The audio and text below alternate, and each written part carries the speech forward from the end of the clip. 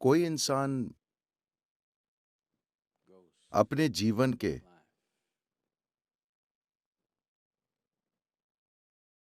भौतिक, आध्यात्मिक या किसी भी आयाम में कितनी दूर जाएगा, ये मूल रूप से इस पर निर्भर करता है कि उसमें कितनी ऊर्जा भरी हुई है। हाँ, बहुत से लोगों में ढेर सारी ऊर्जा है, मगर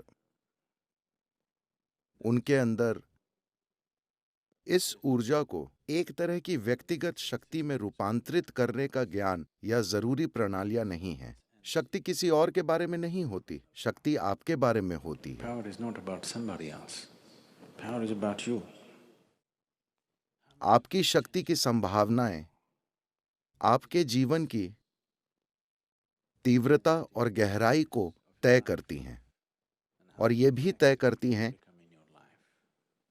कि आप अपने जीवन में जिस क्षेत्र में काम करना चाहते हैं उसमें कितने प्रभावी होंगे। अगर आपको ये शक्ति चाहिए तो आपको अपनी ऊर्जा का इस्तेमाल बुद्धिमानी से करना होगा। Energy can be aggregated into power. ऊर्जा को शक्ति के रूप में इकट्ठा किया जा सकता है, जरूरी ज्ञान और जरूरी साधनों की मदद से, वरना बस अंतहीन विचारों, अंतहीन प्रतिक्रियाओं और चिंताओं से ऊर्जा को नष्ट किया जा सकता है। मैं चाहता हूं कि आप अपने दैनिक जीवन को ध्यान से देखें। एक सरल सी चीज, बस मान लीजिए दिन में आप कितने शब्द बोलते हैं। आप कभी गिनते नहीं? ओह, आपको ऐसा करना चाहिए, आपको गिनने चाहिए।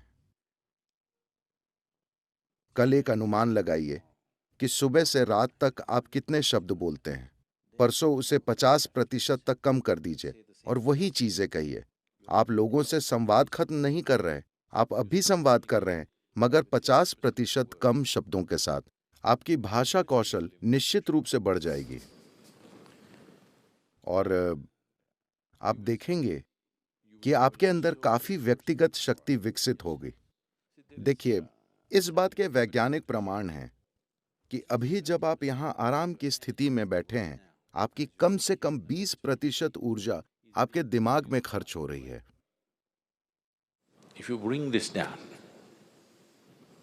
that your brain is not unnecessarily fluctuating and अगर आप अपने दिमाग का बिना वजह अस्थिर होना और हर समय पागल की तरह कूदते रहना कम कर दें, अगर वो स्थिर रहना सीख ले और सिर्फ वही करे जो जरूरी है, तो जबरदस्त व्यक्तिगत शक्ति पैदा होगी।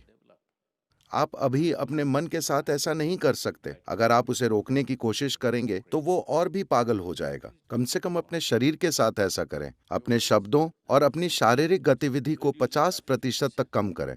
अगर आप इसे देखना चाहते हैं तो इसे देखें, उसे देखना चाहते हैं उसे देखें, ऐसे मत कीजिए।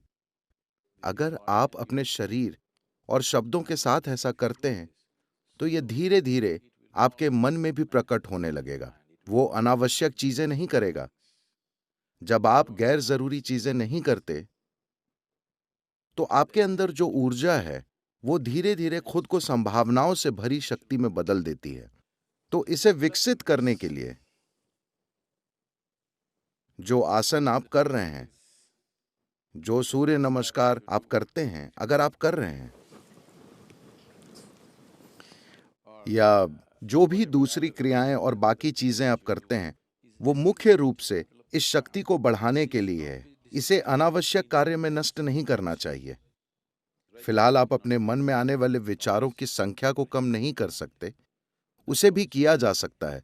अगर आप बस अपने अंदर एक स्पंदन लाएं, एक सरल मंत्र। जब ये पागल हो रहा हो, बस कुछ समय तक इसका जाप करें, एक तरह का स्पंदन पैदा करें। आप देखेंगे कि उससे जबरदस्त व्यक्तिगत शक्ति पैदा होगी। this amount of personal power.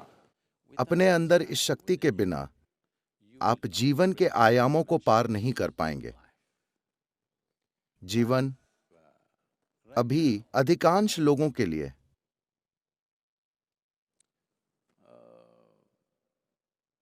चैतन्य बस एक ग्रंथों का वाक्य है। ये उनके जीवन में एक जीवंत अनुभव नहीं है। अगर उसे एक जीवंत अनुभव बनना है, अगर सृष्टिकर्ता जितनी शक्तिशाली चीज को आपके अनुभव में आना है तो आपके अंदर शक्ति की एक भावना होनी चाहिए। हमें हमेशा यह समझना चाहिए, शक्ति हावी होने के बारे में नहीं होती, शक्ति प्रभावशाली होने के बारे में होती है, समर्थ बनने के बारे में होती है। जब आप में इस शक्ति की संभावनाएं होती हैं, तब आप इस जीवन से सहजता से गुजरते हैं। इससे फर्क नहीं पड़ता कि आपकी सामाजिक स्थिति क्या है, आर्थिक स्थिति, भौतिक स्थिति क्या है, आप एक राजा की तरह चलते हैं, क्योंकि आपके भीतर की शक्ति आपको इस तरह चलाती है।